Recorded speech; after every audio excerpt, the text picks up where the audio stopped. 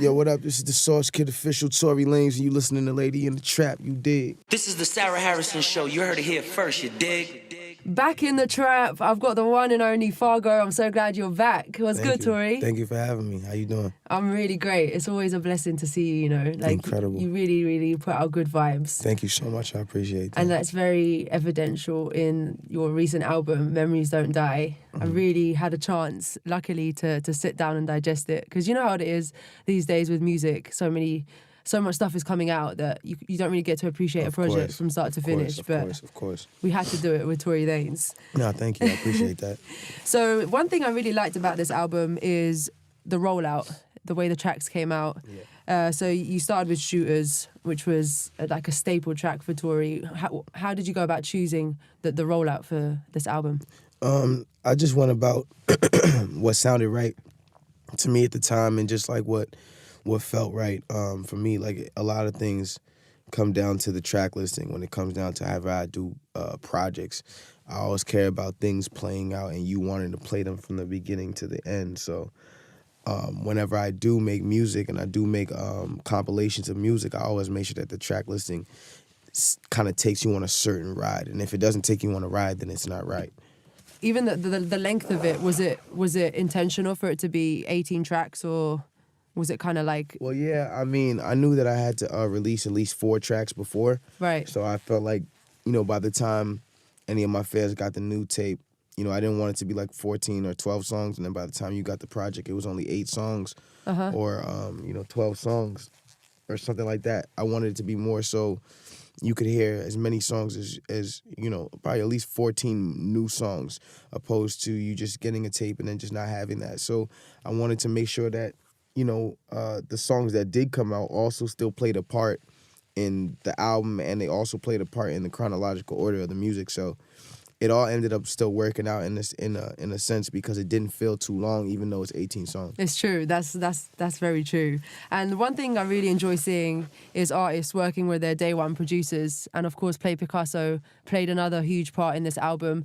Talk to me about the growth of your relationship and how you guys have developed your sound to what it is now. I'm sorry. It's fine. I feel you. I'm empathizing with you right now. I'm doing the same. My bad. No, we've been working for years. Honestly, he's been like an incredible dude and a partner to have as far as music goes, because he sees music the same way I see music.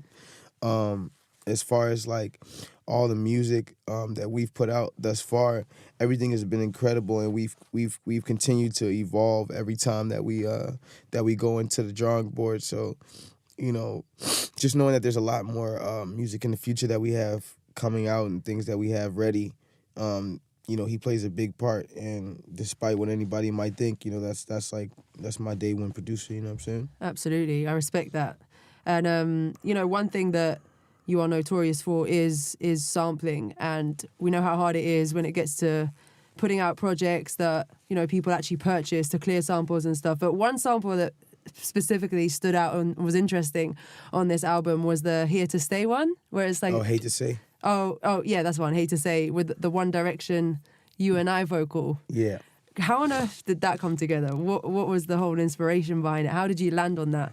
Well, a producer named Christian Lou sent the beat to me, and I just wrote a dope song. I mean, it wasn't really much. I just wrote about my life. Oh, okay, so it wasn't a track where it got put together in the studio from scratch, where you were with the producer when he made the beat? No. Oh, okay. No. The producer just sent it to me, and I just liked the beat. I thought it was crazy. That's dope. Yeah. I like that. You know what? I really want to ask you, actually, because, you know, it's ironic that your name is Tory Lanez, specifically your last name Lanez, because you have created many lanes for people, which through your styles, you've enabled other people to, you know, create careers off of your style. So, you know, it's something that you should be proud of, because you're giving back to music in an indirect way, you know. I appreciate that. Not for real, I appreciate that. Yeah, no, it's cool, man. And it's not just your vocal performance, even in your physical performances and your concerts and your shows and your gigs. I was actually having a conversation with someone who was very taken aback by your performances, and it's kind of like it's almost like you're quote unquote possessed by like a power when you perform, that you really give yourself to the people, to the fans. You know, you throw yourself across stages, across arenas, and it's something that we don't see from artists nowadays, or you know, even throughout the eras of music. Yeah. What is the whole influence and inspiration behind your performances? What is it that you go through, like, thought process before you go on stage? I just want to give people the best show, and a show that they've never seen before, you know. So I always, in my back of my mind, I'm like, what can I do to make this like something that's like never before been heard or seen? You know what I'm saying? Like, how can I make this show feel to somebody like this is something that they have to go see again? And with that in the back of my mind, you know, I just let energy take me and you know, clearly God, you know, I let God do the rest. You know, I always pray before I go on stage, and I always ask God to give me the energy and the creativity to do different things, and just the amount of things that happen after, you know, I do that. Yeah. Kind of be, you know. I think it's a extra level to it, though. I think the fearlessness is so evidential in you. Like, where does that fearlessness come from? I don't fear anything but God. You know, that's about it. So that comes from your upbringing, strong sense of spirituality and God's presence in your life. Definitely.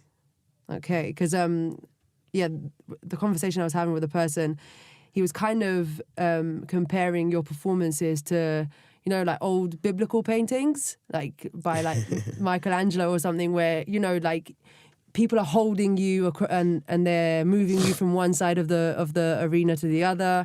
And it's almost like a metaphor for, you know, if it wasn't for fans, your career like you wouldn't be held where you are, if you know what I mean. Like it's kind of like a metaphor That's a good for that. way of looking at it. Yeah. And I That's think, different. yeah, like I feel like you really put out that fearlessness in your performances, man. So Well, definitely. I mean, for me, everything is just about, you know, just showing people that, you know, there is no fear when, you know, when you have God on your side, and you know that everything is kind of like going how he planned it for you. And like when it's written in the stars, like I kind of feel like it is for me. I just go with my gut feeling, and it takes me to wherever it takes me. yeah. So where do you feel like the next step for Tory is? Where's God kind of leading you to at this present moment? I don't know. I know I'm here to help people. I'm here to make great music. And I'm also just here to just spread light, you know, in the places that is dark. One day, you know, like I always say, I'm gonna be the biggest artist in the world. I don't know at what point, but at some point in life, I'm gonna be the biggest artist in the world. So, you know, I know God's leading me there, and when I get there, you know, I'll wait for his message then. Is it just via music that you want to help people, or do you see yourself doing other things, whether it's artistically or whether it's, you know, business ventures or anything of that kind? You never know. I think that it's important that I just expand everything that I am as a person, regardless if it's music or not. You know, I want to always get into film, get into other things, and just be the best that I can be. Like, there's nothing wrong with expanding. I think I'm gonna help people through various ways that are not only music, though. Yeah, that's dope. That's good. And we've seen you collaborate with a few UK artists. Of course, Krypton Conan, Same Shit from the 7 Nights mixtape. Love that track. But I personally see you collaborating with someone like a Steph London, you know, with that whole Caribbean sound. What would you Cool. say to that? Let's do it. Let's do it. All right, cool. Cool. No, I'm involved. down to work with all the artists on this side, and you know, just down to put the music in with everybody. For me personally, I like the record she has too. I heard it in New York the first time I heard it. I was in New York. I remember they were playing it in some club. Yeah, Hurting Me with French Montana. Yeah, I think they played the version of French, but I think I heard a version without French on it first. Okay. Originally, I could be mistaken, but whatever. I think you can kill it with her, definitely. Yeah, no, I think we make a good song. Because I know you're making a Spanish album, right? Yeah. Which is dope. Who are you gonna work with for that one? I got a couple dudes. I got Ozuna, Faruko, Nicky Jams, Prince Royce. just a couple people, Kanye, just a couple people that I'm just trying to work with and just make sure that like, the sound sounds authentic. I don't ever want to feel like I'm reaching for a culture that, I like to just make good music. So I'm just working on a vibe of that right now. Yeah. And it's almost done. Well, I know the next vibe has to be dancehall Tory, because I know the UK crowd would definitely fuck with it. I'm telling you, when we for y'all too. when we play the Controller remix, well, when we play Controller, it's always your version, and people know all the words on the dance floor. I'm telling you, Incredible. So thank you for joining me in the trap, Thank you. Tory I Lanez. appreciate you. I can't wait to see you again in concert. No, thank you.